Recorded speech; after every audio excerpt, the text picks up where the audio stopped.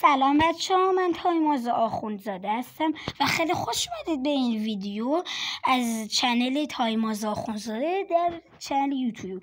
این ویدیو رو در یوتیوب خدمت شما میذارم. توی این ویدیو قراره بهتون توضیحاتی درباره سکسانان بگم.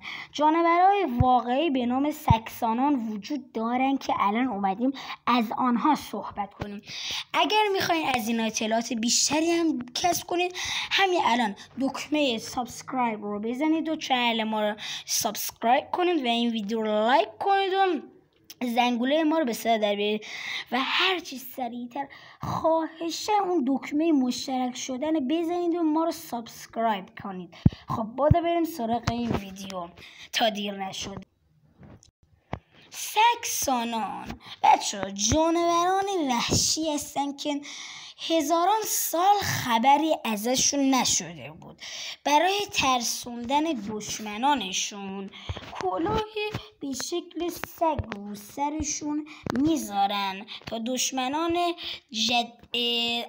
اجدادیشون رو نابود کنن. جدمون اوغوز فقط از اینجا شکست خورده بود. یعنی بچه‌ها واسه قبلش این توضیح بگم، این جانوران وحشی تنها خواسته ای که دارن اینه که تمام مردم رو از دنیا نابود کنن و همه‌شون رو بکشن و هدف دیگه غیر از این براشون مهم نیست. جدمون اوغوزخان فقط از اینجا شکست خورده بود. جدمون اوغوزخان پس از شکست ازشون به یه منطقه در دوردستا و کنار رودخانه ها پناه برد و 17 سال در آنجا ماند. جدمون اوغوزخان پس از شکست از این جانوران وحشی به سکسانان حمله کرد و هم دولتمون رو از انقراض و هم سربازا و مردممون رو از دست این خاندان وحشی که تشنه خون بودن نجات داد. و بعد از این اتفاق این جانوران وحشی چندین قرن به دنبال فرصت دوباره برای حمله بودن. نه چین نه روس نتونستن از پسشون بر بیاد، اما جدمون اوغوزخان تونستن اینا رو به یه جا بفرستن. اما چین و روس هیچ کدومشون و نه کشورهای دیگه حتی آمریکا هم نتونست کامل شکستشون بده و این جانوران وحشی هم خیلی به خاطر اینکه خیلی وحشی بودن. بچه‌ها این جانوران وحشی یه خان داشتن به نام باراک. اینا یه سرزمینی داشتن به نام قلمرو غرب. حالا قلمرو خود ما که برای خودمون مهمه، اما این جانوران وحشی از همون اولش هم به دنبال قلمرو غرب بودن.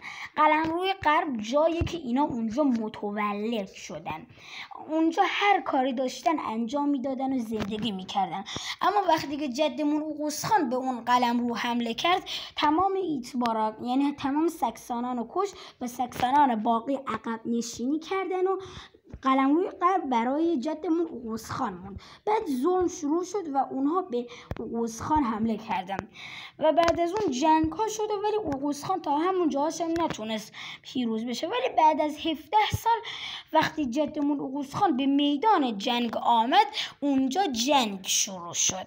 جدمون اوغوزخان همونجا سر باراک خان رو از تنش جدا کرد و سرشو همونجا به همراه تاجش زیر زمین دفن کرد.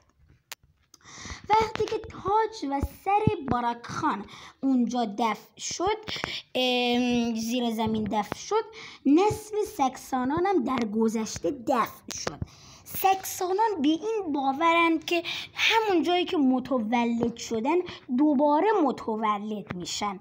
به این باورند که دوباره بر میگردن و تمام مردم رو میکشن و بعد از اون فرمان روای جدیدی میگیرن.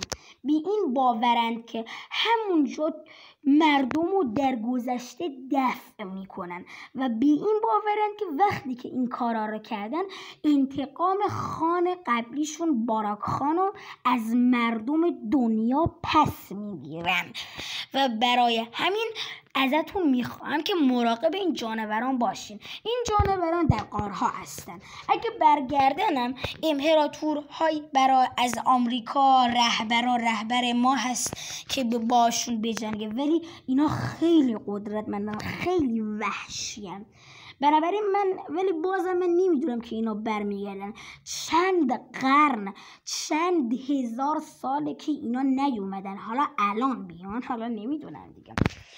این بود از توضیحات. اگر از توضیحات ما خوشتون اومد و از این ویدیو خوشتون اومد، حتما این ویدیو رو لایک کنید و دکمه مشترک شدن بزنید. تنها خواسته که از شما داریم عزیزان من، اینه که سابسکرایب کنید چنلمون، این ویدیو رو لایک کنید و دکمه مشترک شدن بزنید و ما سابسکرایب کنید. امیدوارم خوشتون اومده باشه عزیزای من. تا ویدیوی بعدی، خدا رو نگهدار.